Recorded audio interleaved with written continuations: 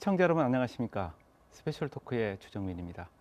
오는 3월 2일 세계 유례 에너지 특화대학이죠. 한국에너지공과대학이 개교합니다. 그래서 오늘은 글로벌 에너지 연구와 창업의 허브가 될 한국에너지공대 초대 총장님을 자리에 모셨습니다. 윤희준 총장님 나오셨습니다. 어서 오십시오. 반갑습니다. 안녕하세요. 네. 아마 이제 총장님은 올해 우리 지역에서 가장 스포트라이트를 받고 계신 분이 아닐까 싶은데 먼저 시청자분들께 인사 말씀 부탁드리겠습니다. 네, 안녕하십니까. 한국에너지공과대학 총장을 맡고 있는 윤희준입니다. 3월 2일 입학식을 앞두고 교직원이 새로운 신입생을 맡기 위해서 정말 정신없이 보내고 있습니다. 예, 이제 3월 2일 개교를 앞두고 바쁜 일정을 보내고 계신다고 말씀하셨는데 요즘은 또 이제 어떤 준비를 하고 계신지 좀 말씀 좀 해주시죠. 지금 이제 저희 그 개교 핵심 건물이 거의 공정은 다 끝났습니다. 네. 오늘도 제가 가봤는데 안에 이제 그 가구를 집어넣는 작업을 하고 있고요.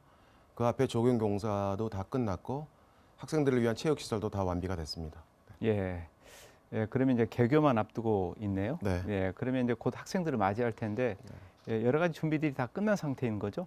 아직 완벽하게 끝났다고 볼 수는 없고요. 이번 주가 아마 피크일 것 같습니다. 저희 개교 핵심 시설 안에 가구 들어가는 거 있고요. 그다음에 저희가 그 학생들이 기숙하게 될 숙소 여기도 이제 기존에 있는 시설을 리모델링해서 네. 그 리모델링 다 끝났고 가구를 집어넣는 일을 이번 주에 마무리할 겁니다. 예.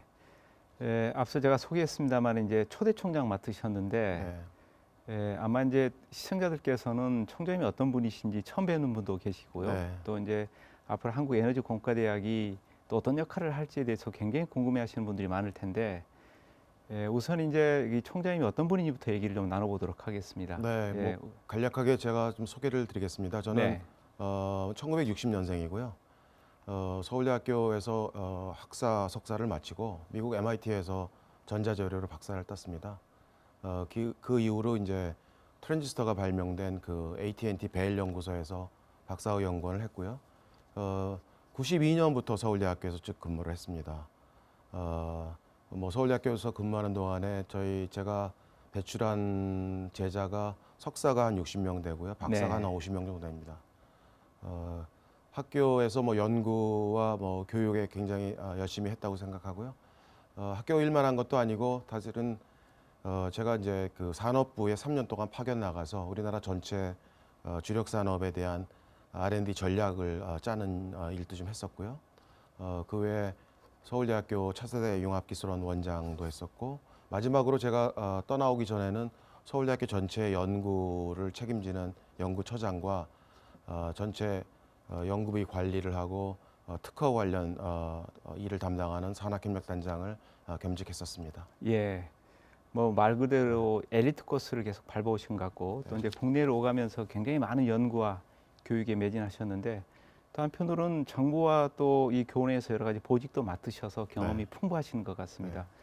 일단 이제 고향이 어디신지 좀 궁금한데요. 말씀 좀 주시죠. 예, 저는 네. 뭐 서울 토박입니다. 1994년인가요?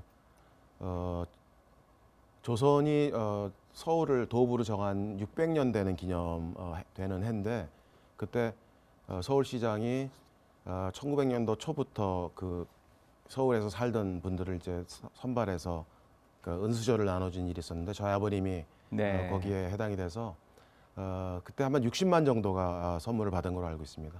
예. 그리고 오랫동안 이제 이 서울에서 쭉 살아온 네. 그런 가정에서 이제 어린 시절을 보내신 것 같은데 유년 시절의 꿈이 좀 궁금합니다. 그때도 이렇게 학자의 길을 걸으라고 생각을 하셨습니까? 뭐 유년 시절에 그 학자라는 그 구체적인 꿈까지는 생각을 안 했을 것 같고요. 네. 근데 이제 어릴 때부터 뭐 만들기 좋아하고 뭐 뜯어보기 좋아하고 이런 것을 보고 주위에 있는 분들이 넌 공과대학 가라 이런 얘기들을 많이 했었죠.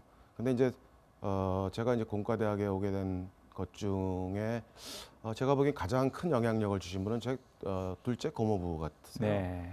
둘째 고모부가 이제 60년대 말에 키스트라고 우리나라 최초의 출연연이 만들어지면서 해외 그 학자들을 막 끌어모을 때 그 유치과학자 중에 한 분이셨어요. 네. 영국에 계셨던 분인데, 그래서 초등학교 학생인데 그때 키스트에 가서 사택에서 뭐 자기도 하고 뭐 실험실도 보기도 했는데 어린 학생의 입장에서는 그 당시 서울시 자체에 아파트가 흔치 않았을 때고 게다가 복층 아파트는 아예 있지도 않았습니다. 근데 해외 두뇌를 유치하기 위해서 정부에서 2층짜리 아파트를 져서 사택이 있었거든요. 네. 거기에서 이제 제가 우리 경험을 좀 했었고 그다음에 이제 어린 나이에 그 연구실도 볼 수 있는 기회가 있었어요. 그래서 나도 이제 앞으로 유학을 가서 학위를 따고 우리나라 발전을 위해서 일하는 그런 공학자가 됐으면 좋겠다 그런 생각들을 했던 것 같습니다. 예. 그러면 그때부터 이제 이 공학을 공부를 할 계획을 네, 생각을 네, 하셨고 네. 또 이제 학자의 길을 또 생각을 하신 것 같은데 네, 네. 그럼에도 불구하고 이제 공대 졸업하고 이렇게 취업을 해도 되는데 공부를 더 해서 학자의 길을 겪게 된 또 특별한 계기도 있었을 것 같습니다. 뭐 학부를 졸업하고 취업을 해도 되지만 네. 이제 보다 전공 지식을 좀 많이 쌓고요. 어떤 한 분야의 전문가가 되기 위해서는 반드시 박사를 따야 된다고 생각을 했습니다. 그리고 그 당시에 많은 산업 분야에 리딩하는 나라가 미국이니까 미국에 가서 제대로 한번 공부를 한번 해보자 그런 생각을 해서 어릴 때부터 유학을 생각했던 것 같습니다. 예. 아마 그래서 이제 유학도 다녀오시고 또 학자로의 길을 걷고 계시는데 총재님 제가 전공 분야를 봤더니 이제 재료공학을 전공하셨는데 네. 그 중에서 특히 이제 광소재 LED 네. 이 연구 쪽에 이제 굉장히 세계적인 성과도 많이 내셨던데 이 학자로서의 삶이 어땠는지 좀 궁금합니다. 저는 박사학위 할 때부터 광소자, 네. 광소재 뭐 이런 것들을 했습니다. 좀 네. 구체적으로 말씀드리면 재료 중에 이제 그 빛을 발생할 수 있는 재료인데요. 보통 이제 전문 용어로는 화합물 반도체라고 하는데 쉽게 말씀드리면 LED 뭐 이런 쪽에 관련된 재료입니다. 그래서 그쪽을 쭉 공부를 해왔고 국내 들어와서도 지속적으로 그 분야를 연구를 했습니다. 근데 이제 우리나라 그 연구 지원 시스템이 정부에서 주는 연구비도 있고 산업체에서 주는 연구비도 있는데 제가 하는 분야는 그 당시에는 연구비가 많은 분야는 아니었습니다. 네. 그럼에도 불구하고 계속 이 분야는 깊이 제가 파야 되겠다라는 생각을 해서 한 30년 그 연구를 한 거고요. 그러다 보니까 이제 어떤 그 독창적인 연구 결과들도 나오게 되고 세계적인 국제 학술 대회 가서 초청 강연도 하고 뭐 기조 강연도 하고 그렇게 됐습니다. 예. 30년 동안 이제 한 길을 걸어오셨는데 네. 뭐 세계적인 연구도 있었고 또 독창적인 연구도 많은 걸로 제가 알고 있습니다.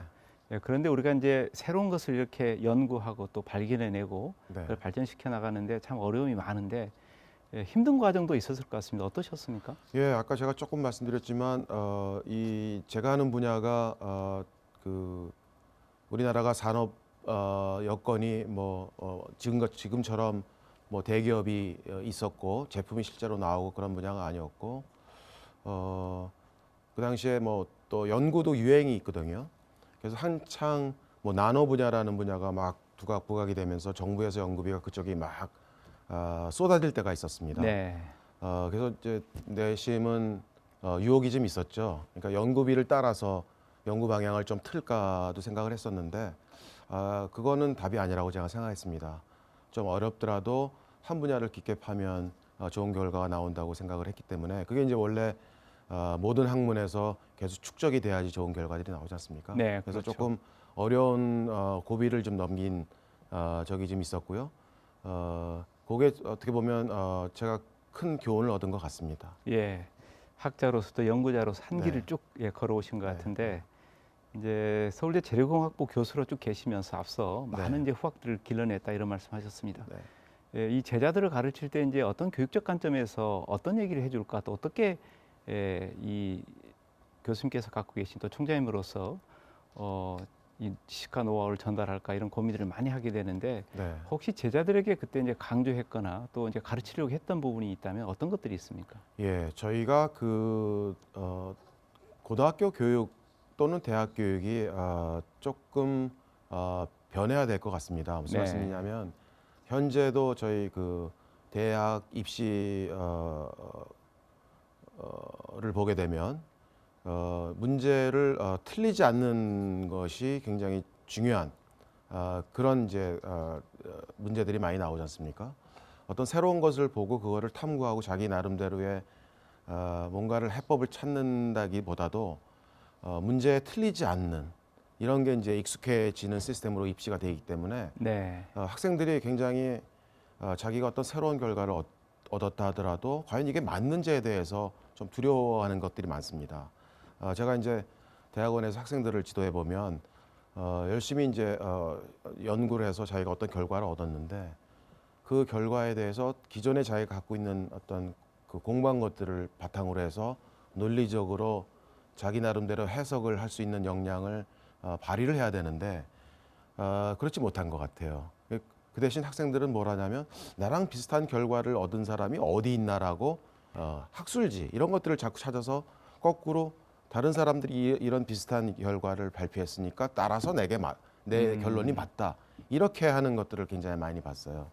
그래서 그거는 제가 보기에는 오랫동안 틀리지 않는 답을 만들어내는 일에 숙달이 돼서 학생들이 네. 새로운 거를 어떤 봤을 때 자기 나름대로의 고유의 답을 만들어내는 그런 트레이닝이 좀 덜 된 것 같습니다. 그래서 예. 저희는 학생들한테 네가 하고 있는 일이 어떤 결과고 네. 그 결과가 다른 사람의 결과랑 어떻게 차별화가 되고 너의 결과를 어떻게 네 나름대로 고유하게 설명할 수 있느냐 네 스스로의 스토리텔링을 만들어내라라고 계속 강조를 했습니다. 네. 우리 이제 학생들이 초중고 시절부터 네. 본인의 의견이나 생각들을 이 발표하거나 또 이 논리적으로 이 정리해서 표현하는 방법들 이런 것들이 그런 것 부족했지 같습니다. 않았나 이런 생각이 네. 드는데 네. 물론 우리 대학도 이제 교육에 여러 가지 또 생각들이나 방법들이 좀 바뀌어야 될 것 같긴 네. 합니다. 예. 이 서울대학교 재직 시에 산학협력단장 또 연구처장 뭐 이렇게 맡으셔가지고 활발한 활동하셨는데 주로 어떤 일을 맡아서 하셨는지 좀 소개해 주시죠. 네, 연구처장이라고 하면 서울대학교 전체에 연구를 어떻게 교수님들이 잘 해서 좋은 업적을 낼 수 있는지 그거를 지원하는 일입니다. 네. 그래서 연구 인프라를 뭐 구축하는 일도 할 수 있고 교수님들이 어떻게 연구를 잘 할 수 있고 연구 결과를 어떻게 잘 홍보할 수 있고 뭐 이런 것들을 다 종합적으로 지원하는 일을 했고요. 산학협력단이라는 데는 대학교의 연구비를 관리하는 역할도 하고요. 연구 결과로 나온 특허를 또 관리하는 일을 해서 그 특허를 뭐 이전하기도 하고 특허를 바탕으로 창업도 지원하고 뭐 이런 일들을 해왔습니다. 예. 말씀 듣고 보니까 총장님께서는 이제 이 본인의 연구도도 충실히 하시고 네. 또 나중에는 이제 관리자로서 연구를 관리하고 또 행정을 책임지는 역할까지 하셨는데 네. 연구처장을 쭉 하시다가 이제 한전공대 설립 추진위원회에 지원하셔가지고 한전공대와 처음으로 이제 인연을 맺은 것 같습니다. 제가 그때 보니까 그 174명의 후보자들이 지원을 해서 굉장히 경쟁률이 높았는데 그걸 뚫고 이제 추진위원장으로 선정이 되셨고 그 이후에 이제 이 총장 역할까지 쭉 맡으셨는데 이 설립 전부터 한전공대 관심이 많았다 이런 제가 인터뷰를 본 적이 있었습니다. 관심이 없었습니다. 네. 네, 왜냐하면 제가 그 서울대학교 전체 거대한 조직입니다. 교수님이 한 2,200명 되는 조직이고 학생만 한 3만 되는 그런 거대한 종합대학의 연구를 총괄하는 그런 입장에서 다른데 눈을 팔 여력이 없었습니다. 네. 그런데 언론지상에서 한전공대 그 당시는 한전공대니까요. 한전공대를 설립을 추진한다는 얘기는 들었죠. 그러나 이제 그건 뉴스일 뿐이고, 근데 이제 하루는 한전공대 설립 추진 단장이라는 분이 연락이 왔습니다. 그 대학 설립을 하는데 좀 도움을 줄 수 있느냐. 그래서 이제 면담을 요청해서 면담을 하기로 하고 제가 이제 그 검색을 통해서 기사를 쫙 찾아봤더니 죄다 부정적인 글만 많이 있더라고요. 네. 그래서 그래도 뭐 제가 대학을 좀 대학 행정을 맡아본 사람의 입장으로서 제가 도와드릴 일이 있겠다라고 생각을 하고 이제 면담을 했는데 이제 그러면서 그 단장께서 와서 이제 저한테 보여주는 이제 용역 보고서가 있는데 한 이 정도 되는 두께의 용역 보고서입니다. 이게 지금 현재 공학 교육이 이런 문제점이 있고 에너지 문제는 이렇게 시급한데 혁신 공과대학을 만들려 그러면 어떻게 만들어야 되느냐. 그래서 전 세계 여러 혁신 공과대학도 다 조사를 했고, 그다음에 이제 공과대학은 또 산학연 협력이라는 게 중요하니까 전 세계적으로 성공적인 산학연 협력 그 단지 같은 것들이 어떻게 운영이 되는지 이런 것도 아주 심도 있게 연구한 보고서를 저한테 주고 갔어요. 네. 그러면서 그 한전공대를 이제 설립을 하기 위해서 법인의 이사회를 구성하는데 저한테 좀 참여해달라 그래서 제가 감사로 처음에 참여하게 됐습니다. 그 당시만 하더라도 제가 뭐 이 자리에 오게 될 거라고는 꿈에도 생각을 못했습니다. 예.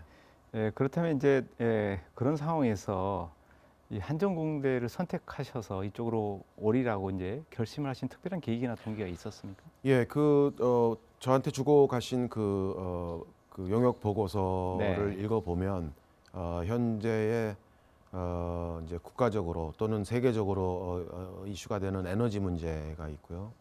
그다음에 이제 진정한 어떤 산학협력을 하기 위한 어떤 혁신적인 공과대학을 만들어야 된다는 어떤 당위성이 거기 있었고요. 저는 또한 한 28년 동안 서울대학교에 있으면서 우리나라 대학에서 아쉬운 점들이 많이 있었습니다. 그래서 해보고는 싶었지만 안 되는 일들이 많이 있었는데 이거를 새로운 공과대학을 하나 만들어서 거기에 여러 가지 혁신적인 것들을 가미하면 진짜 전 세계에 없는 새로운 대학을 만들 수 있다는 가능성을 보고 지원을 하게 됐습니다. 예. 연구자로서도 연구를 관리하신 분으로서 이제 혁신적인 생각들을 새로운 곳에서 좀 펼쳐보고 싶어서 이제 네. 오시게 되신 거군요. 예, 그런데 이제 경험을 쭉 하셨습니다만은 이 한전공대 뭐 특별법 제정부터 시작해서 개교까지 정말 참 우여곡절이 많았습니다. 네. 일부 정치권에서 반대도 하고 네. 여전히 또 반대 지금 하고 있고요. 네. 참 어려움이 많았는데 대표적으로 경험했던 몇 가지 얘기를 좀 듣고 싶습니다. 예, 가장 그 기억에 남는 순간은 뭐니 뭐니 해도 특별법 통과가 아닐까 생각합니다. 네. 특별법이 상정이 된 지가 오래됐는데 논의 자체가 진행이 안 되는 거예요. 그리고 이제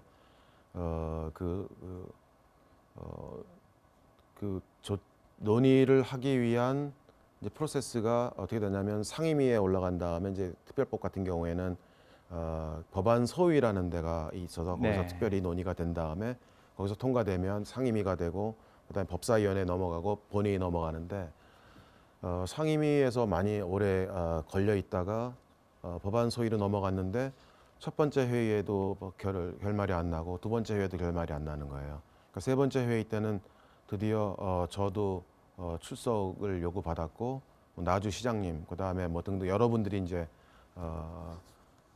참석을 하게 돼 있는데 거기서 이제 뭐 갑론을박하고 여러 가지 뭐 질문도 나오고 하는 과정에서 드라마틱하게 됐습니다. 근데 그때 그게 잘 안 됐던 얘기가 기억이 나실지 모르겠는데 LH공사 사태가 좀 있어서 네, 네. 광명 그 토지 개발과 관련돼서 그 LH공사 직원들이 뭐 먼저 투기를 했다 네, 이런 것 때문에 그랬죠. 저희랑은 전혀 관계 없는 일인데 저희가 이제 묘하게 얽혔습니다. 어떻게 얽혔냐면 저희가 이제 그 부영 CC로부터 이제 토지를 기증을 받았는데 그 나머지 토지가 있지 않습니까? 네. 나머지 토지가 이제 용도 변경을 해야 되는데 용도 변경을 해서 이게 특혜다 이런 시비가 이게 묘하게 얽힌 게 된 거예요. 그래서 일각에서는 그때 이제 또 지방선거가 있었는데 네. 지방선거 이후에 이거를 통과시키자라는 여론도 굉장히 많았습니다. 그래서 이게 과연 특별법이 통과가 될까 말까 굉장히 어려운 상황이었는데 어쨌든 여러분들이 도와주셔서 아주 드라마틱하게 통과가 됐습니다. 예. 이제 말씀 듣고 보니까 저희가 경험하지 못했던 또 여러 가지 어려움도 있었을 거다 이렇게 추측이 되는데 저희 이제 지역민의 입장에서도 보면 이게 설립이 안 되는 게 아니야 뭐 이런 걱정도 많고 또 우려도 많았습니다. 그래서 굉장히 마음고생도 많이 하셨을 것 같은데 네. 그런 과정들을 좀 극복할 수 있었던 원동력이 있다면 어떤 게 있습니까? 저희가 그런 어려움을 극복할 수 있었던 것은 이 한국에너지공과대학이 갖고 있는 미래의 잠재성에 대해서 모든 분들이 동의를 했기 때문에 가능했습니다. 저뿐만 아니라 특별법이 통과되기 전에도 흔쾌히 저랑 같이 일을 추진하겠다고 합류해 주신 교원 직원분들이 계십니다. 그분들한테 진짜 감사드리고요. 그다음에 이제 이 모든 것들을 가능하게 해주신 지역민들 그다음에 특히 이제 한전에 계신 여러분들 지원이 굉장히 강력해서 네. 그런 그 어려움들을 극복할 수 있었습니다. 예. 아마 이제 어려움 속에서도 꿋꿋하게 이 본인의 어떤 생각들을 쭉 지키시고 또 도움 받아서 여러 가지 일들을 잘 처리하신 것 같은데, 예, 총장님 쭉 제가 얘기를 듣고 보니까 정말 일관되게 본인의 생각들을 쭉 연구도 하시고 교육에 또 투영하시고 이런 삶을 살아오셨는데, 지금까지 이렇게 살아오면서 뭐 인생의 좌우명이라고 할까요? 뭐 네. 가치관이라 할까? 이런 것을 좀 듣고 싶습니다. 예, 뭐 좌우명이라고 하면 너무 거창한 것 같지만 제가 네. 뭐 평소에 모든 일을 대할 때마다 생각하는 한 가지 원리는 있습니다. 뭐냐면 작은 일이라고 소홀하게 대하지 않는 게 제 좌우명입니다. 어떻게 보면 매사에 최선을 다하자는 그런 것이고요. 그러다 이제 매사에 작은 일에도 너무 몰두하다 보면 큰 그림을 못 볼 수 있지 않겠습니까? 네. 그러니까 큰 그림을 볼 줄 아는 안목과 함께 사소한 일에도 최선을 다하는 그게 제 여태까지 살아온 좌우명이라고 하면 좌우명이 아닐까 그렇게 생각합니다. 네.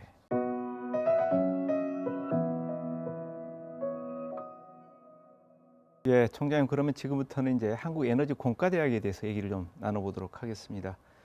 많은 분들이 줄여서 지금 한전공대 이렇게 또 부르고 있습니다. 네. 예, 그런데 이 이름 갖고도 또 논란이 좀 있었고요. 예, 그런데 최종적으로 이제 한국에너지공과대학교 이렇게 이제 정해졌는데, 이 명칭에 대해서 좀 얘기를 해주시고 명칭이 담고 있는 의미도 함께 좀 소개해 주시죠. 네.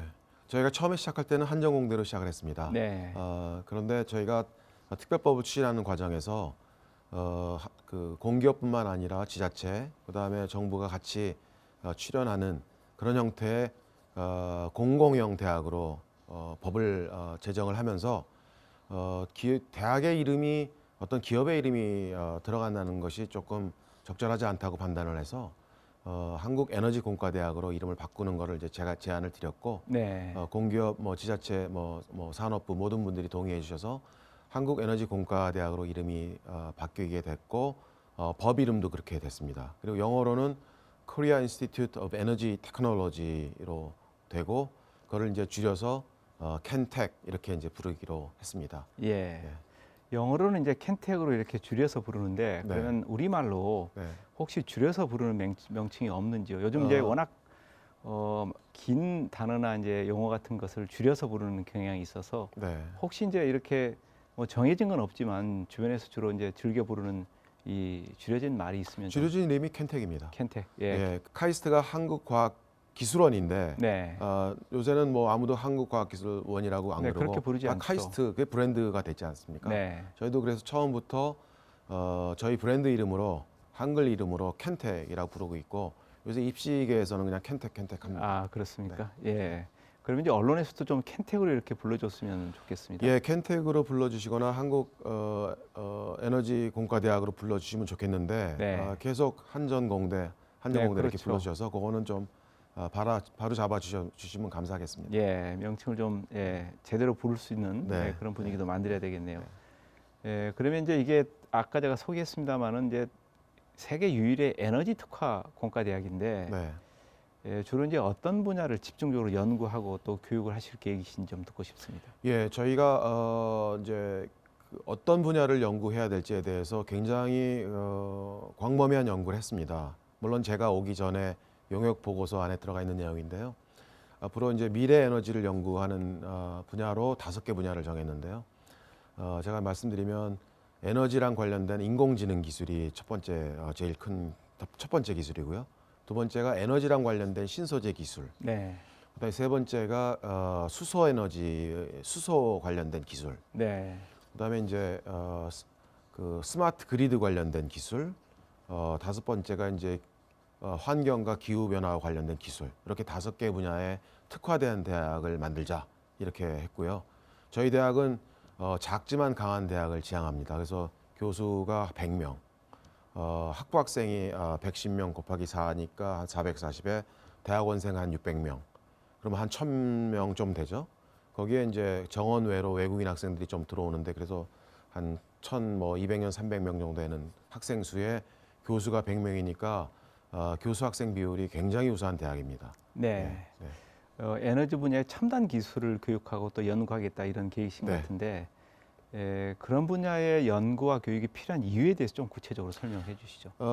최근 많이 회자되는 탄소 중립 네. 2050 네, 계획이 있지 않습니까? 뭐 선진국들이 지금 다 나름대로의 탄소 중립을 하기 위한 여러 가지 그 계획들을 만들어내고 있는데 지금 여태까지 화석연료 기반으로 모든 에너지를 뽑아서 쓰는 상황에서 탄소 중립을 하기 위해서는 지금 현재 기술로는 달성이 안 됩니다. 네. 그거는 뭐 지구를 살리는 길인데 그걸 하기 위해서는 새로운 기술들이 만들어져야 되거든요. 그 기술을 저희는 중점적으로 연구를 하겠다는 겁니다. 아까 제가 말씀드린 5개 기술들이 다 탄소 중립과 관련된 기술 개발이 있고 그 기술 개발을 하기 위한 혁신적인 창의적인 인재를 만들어내겠다. 그리고 그 기술을 개발할 수 있는 원천 기술을 우리가 만들어내겠다라는 게 저희 대학의 목표입니다. 네. 말씀 듣고 보니까 이제 교육과 또 연구 분야의 기대가 굉장히 커지는데 최근 입시에서 이제 그 정시 모집 경쟁률이 95대 1이었습니다. 네, 예. 놀랄 만한 네, 일입니다. 그렇죠. 이제 저희가 이제 지역도 이렇게 좀 우리나라 이 전체적인 지도로 보면 한쪽에 치우쳐 있고 네. 또 새로 이제 개교하는 대학이고 그래서 좀 우려도 있고 또 걱정도 했습니다만은 굉장히 경쟁률이 높았는데 이 학생들도 그만큼 또 선호하는 대학으로 이미지가 이제 메이킹됐다는 생각도 듭니다. 이렇게 학생들이 많은 지지를 받은 성공적인 요인 어떻게 지금 파악하고 계십니까? 저희가 그 입시 홍보할 때 네. 우리 학생들을 어떻게 우리 대학으로 유치할까에 대해 고민을 많이 했는데요. 결국은 이 세계적인 에너지 대전환 시대라는 거를 잘 활용을 했습니다. 앞으로 이제 지금 학생들이 대학에 들어오고 그 대학생들이 졸업하고 뭐 바로 취업할 수도 있지만 뭐 더 공부할 수도 있고 어쨌든 그 학생들이 사회의 어떤 중심적인 역할을 할 때 세상은 지금과 굉장히 많이 달라져 있을 겁니다. 네. 그 새로운 세상이 됐을 때 에너지 전문가로 본인이 얘기를 할 수 있느냐 없느냐 그게 앞으로 여러분들의 미래에 굉장히 중요할 거다라고 얘기를 했습니다. 제가 보기엔 그 점이 굉장히 유효하게 학생들과 학부모들의 마음을 움직였다고 생각을 합니다. 예. 뭐 에너지의 중요성에 대해서는 이제 다 알고 있습니다만은 최근에 또 기후 위기, 탄소 중립 이런 네, 것 때문에 네. 더욱더 네, 그 중요성이 부각이 된 것 같습니다. 네, 이 초점을 잘 맞추신 것 같은데 이제 일반 또 시청자들이 궁금해하는 게 학생 선발을 어떻게 하고 있는지 네.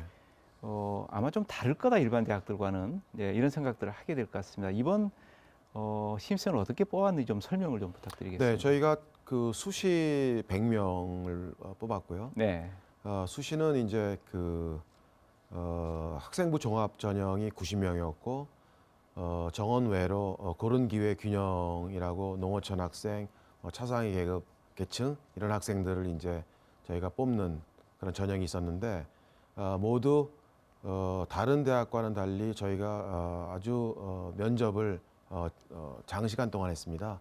그래서 첫 번째 일부 면접으로는 학생부 그를 보고 학생들이 학교 생활을 어떻게 했고 이런 것들에 대한 이제 질문을 한 25분 했고요. 그다음에 이제 두 번째가 중요한데 네, 저희 대학이 아주 유일하게 시도한 창의성 면접이라는 면접을 했는데 이것이 굉장히 좋았던 것 같습니다. 답이 없는 문제를 학생들한테 주고요. 학생들 나름대로 자기가 갖고 있는 지식을 바탕으로 나름대로의 답을 만들어내는 건데 어떻게 했냐면 저희가 이제 문제를 내는 자료를 이렇게 우리가 카드 형태로 한 덱을 줬습니다 학생들한테. 그래서 이제 그 덱 안에 뭐 어떤 지역의 어떤 기후 조건도 있고 그다음에 여러 가지 그 공장을 만들 수 있는 여러 가지 기구 장치 이런 것들에 대한 설명도 있고요. 이제 그런 걸 주고 학생들한테 어떤 문제를 던져 줍니다. 그러면 학생이 한 30분 정도를 나름대로 그 여러 가지 것들을 조합해서 내가 어떤 식으로 뭘 하겠다라는 자기만의 스토리를 답을 내는 거예요. 네, 그래서 그거를 25분 동안 교수님들 앞에서 설명을 하는 거죠. 네. 그래서 뭐 계속 Q&A를 하면서 학생들이 이제 올바른 답으로 가는 그런 과정을 저희가 시도를 했었는데 이게 재미있는 게요.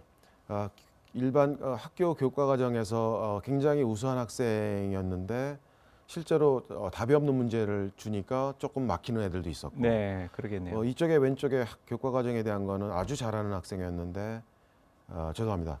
중간 정도 학생이었는데 여기서는 아주 기가 바란 네. 아이디어를 낸 학생도 있었고 그래서 저희는 저희 이번에 입시 과정은 학교 공부를 굉장히 잘하는 학생도 물론 뽑았지만 굉장히 창의적인 어떤 잠재력 있는 학생도 우리가 뽑는 그런 전형을 실시했다라고 자부합니다. 예, 그래서 이제 창의성, 예, 그 수시 면접에서도 24대 1로 굉장히 우수한 학생들이 많이 왔고 보통 과학기술 특성화 대학들이 한 10대 1인데 네, 저희도 그 정도 할 줄 알았어요. 근데 한 24대 1로 저희가 엄청 그 면접하는데 힘이 들었고요. 그래서 어쨌든 그 학생들이 좋은 학생들이 왔고 좋은 학생들이 왔다는 그 입소문이 결국은 이제 정시에도 그대로 반영이 돼서 좋은 학생들이 왔는데 저희가 한 가지 더 강조하고 싶은 거는 저희 정시는 최저학력 등급 제한이 있었습니다. 네, 수학과 과학이 합이 3 이하였습니다. 그러니까 1등급 1등급 또는 2등급 1등급 네, 정도 되는 학생인데 그 정도 학생이 953명이 지원한 거고 그 정도 등급의 학생인 경우에는 지방대 의대 지원이 다 가능한 학생들입니다. 네, 그러니까 굉장히 우수한 학생들이 저희 대학을 지원해줬다. 그렇게 제가 감히 말씀드릴 수 있습니다. 예. 이제 입시에서 그래서 성공했다 이렇게 이제 평가를 하고 있는 것 같습니다. 네. 예. 예, 과학기술 특성화 대학, 뭐 경쟁대학이라고도 할 수 있겠죠. 카이스트, 포항공대 뭐 이런 대학들이 있는데 이런 대학들하고 이제 이 한국에너지공과대학과의 어떤 차별점, 뭐 경쟁력 이런 건 어떤 게 있다고 보시는? 가장 큰 차별점은 저희 교육 과정이 그렇습니다. 네, 이제 최근에 여러 가지 이제 그 코로나 사태랑 관련돼서 대학이 변해야 된다, 교육이 변해야 된다 이런 얘기들이 많이 나오는데요. 그 안에는 우리가 교육하는 방식이 19세기 이후로 바뀐 게 없습니다. 무슨 말씀이냐면 교수님들이 갖고 계신 어떤 전공 지식을 텍스트북을 기반으로 해서 지식을 학생들한테 전달하는 방식 그리고 중간고사, 기말고사 보고 학점을 받는 그런 방식이 지금까지도 우리가 쓰고 있는 대학의 교육 방법인데요. 최근에 그런 방법들은 효과적이지 않고 특히 이제 공학교육에서는 실제로 학생들이 현장의 문제, 실제적인 문제를 풀어봄으로써 그 어떤 그 과학적인 지식을 본인들이 체득할 수 있다라는 것이 새로운 교육 방법으로 많이 얘기가 되고 있습니다. 그게 이제 흔히 말하는 문제 기반 학습 네, 또는 뭐 탐구 기반 학습이라는 건데요. 많은 대학들이 그런 것들을 조금씩은 하고는 있습니다.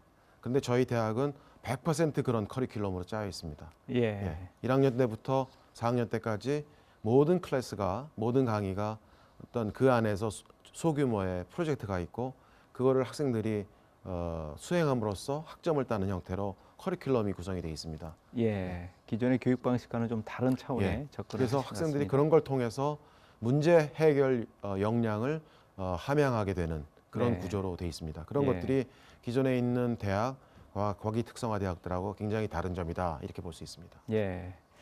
예, 앞서 이제 이 3월 2일 개교에 맞춰서 캠퍼스를 이렇게 지금 마무리하고 있다 이런 말씀하셨는데 일단 1단계가 마무리되고 또 계속 또 확장해 나가실 계획이시죠? 네, 물론입니다. 네. 저희가 그러면 지금 현재 지금 어느 정도까지 진행이 되고 있는지 좀 소개 좀 부탁드리겠습니다. 지금 이제 1-1단계가 이제 마무리됐고요. 그 네. 이제 개교 핵심 시설이라는 건데요. 한 층에 한 400평 정도 되는 공간이 4층짜리 건물이니까 굉장히 큰 건물입니다. 그리고 1학년이 110명이 들어오니까 110명이 그 큰 공간에서 뭐 강의 받고 뭐 공부하고 하는 데는 전혀 지장이 없는 그런 공간이 마련되고 있고요.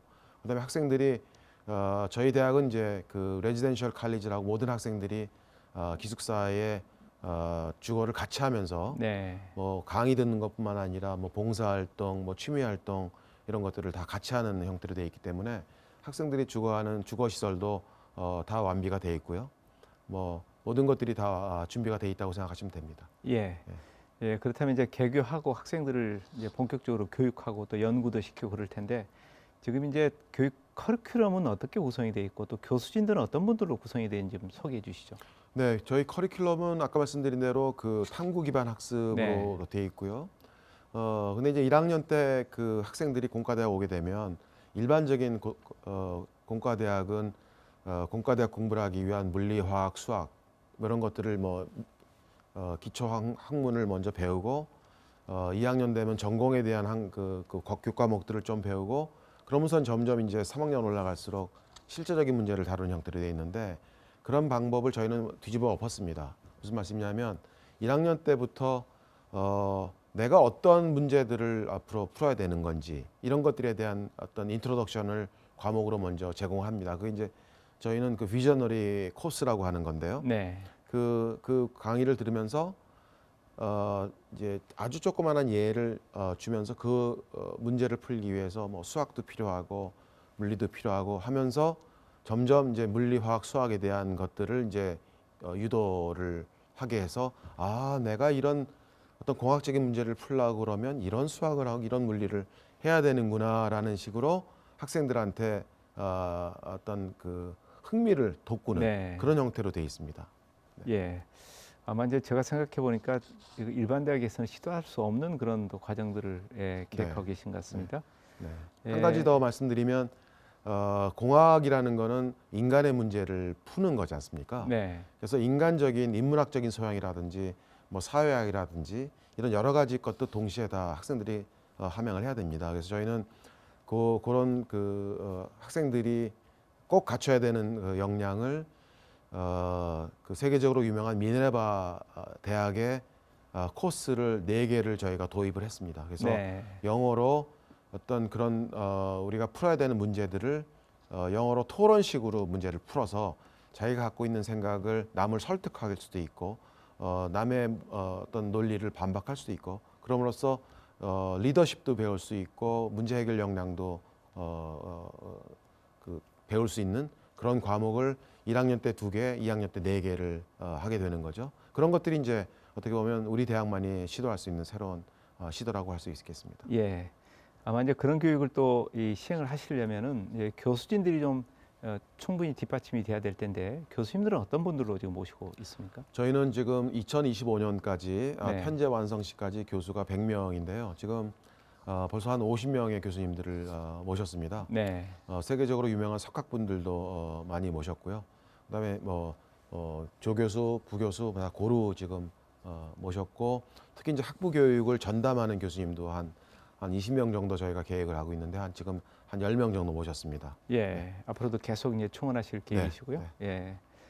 예. 그렇다면 총장님께서 이제 그 한국에너지공과대학을 졸업한 학생들이 우리 사회에서 앞으로 어떤 역할을 했으면 좋겠다 이런 미래 인재상도 갖고 계실 것 같은데 네. 그 얘기 좀 듣고 네. 싶습니다. 저희는 뭐 에너지에 관련된 전공 지식을 굉장히 잘 갖춰야 될 것이고요. 우리 학생들이 그 전공 지식을 바탕으로 사업가 정신도 좀 가졌으면 좋겠습니다. 자기가 갖고 있는 어떤 전공 지식을 이용해서 뭐 기업도 만들 수 있고 고용도 창출할 수 있고 부도 창출할 수 있는 그런 사람들이 됐으면 좋겠고요. 그다음에 따뜻한 마음도 가졌으면 좋겠고요.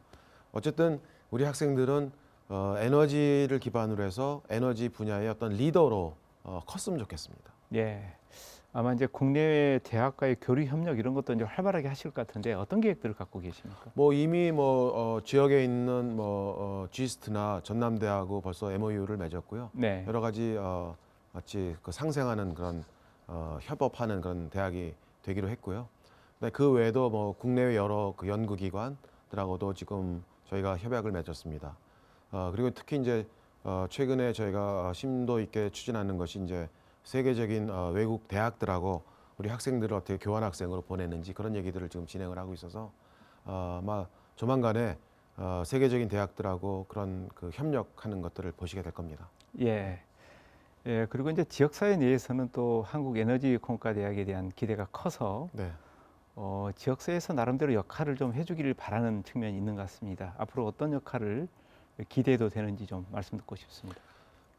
저희 그 대학이 지금 있는 곳이 이제 나주 혁신도시인데요. 정식 네. 이름은 뭐 광주 전남 혁신도시 아닙니까? 그게 이쪽 호남 쪽에 그 에너지밸리라는 이제 것이 만들어져 있고 거기에 앵커 기업으로 한전이라는 글로벌 기업이 들어와 있고요. 이미 한전과 같이 일을 하는 한 500개 정도의 그 기업들이 있는데 저희가 좀 더 혁신을 하기 위해서 그동안에 대학이 없었다는 것이 좀 아쉬웠는데 저희 이제 한국에너지공과대학이 만들어지게 돼서 어떤 원천적인 기술이 만들어질 것이고 그 기술을 갖고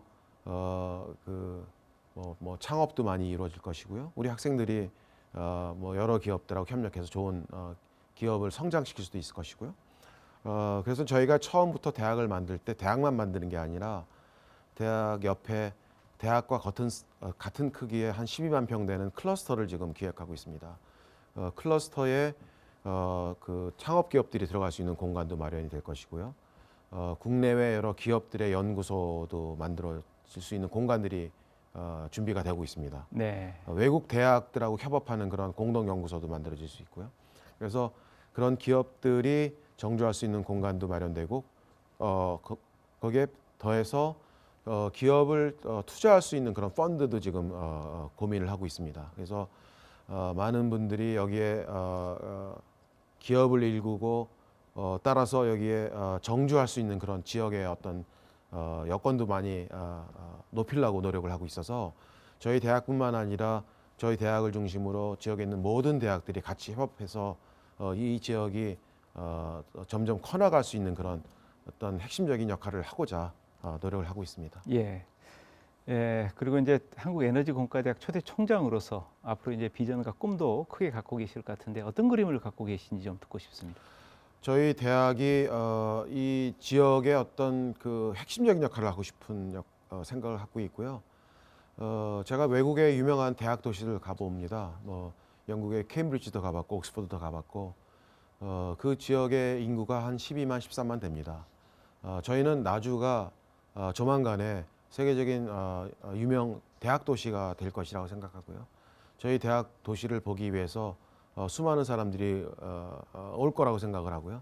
이 지역에서 새로운 어떤 혁신의 아이디어가 나오고 그 혁신이 꽃을 피우게 되고 그것이 우리나라 전체에 파급되고 세계적으로 리딩하는 그런 지역이 될 거라고 보고 있어서 저희 대학이 그런 역할을 할 수 있는 단초가 되는 그런 역할을 했으면 하는 생각을 갖고 있고 모든 교직원들이 다 일심동체가 돼서 새로운 어떤 대학을 한번 만들어보자, 세상에 없는 대학을 만들어보자 하고 일심동체가 돼서 열심히 노력하고 있습니다. 예, 오늘 말씀 잘 들었고요. 네. 혹시 이제 마지막으로 지역민들에게 하시고 싶은 말씀 있으면 네. 한 말씀 네. 부탁드리겠습니다. 저희 대학이 지역에 큰 기여를 할 생각입니다. 근데 대학이라는 것이 어떤 결과를 내기 위해서는 하루아침에 되진 않습니다. 교육이라는 것이 학생들을 길러내고 그 좋은 교육을 받은 학생들이 이제 전문가가 되고 그분들이 또 뜻을 피는데 시간이 좀 걸립니다. 그래서 제가 좀 부탁드리고 싶은 것은 일단 시작은 지금 잘 되고 있고요. 좋은 학생들이 모이고 있고 좀 긴 호흡으로 계속 지원과 성원을 해주시면 저희가 반드시 지역사회에 도움이 되도록 좋은 결과를 내도록 하겠습니다. 예, 총장님이 그리시는 한국에너지공과대학의 미래 꿈 꼭 이루시기를 부탁드리겠습니다. 네. 오늘 말씀 잘 들었습니다. 감사합니다. 네, 감사합니다.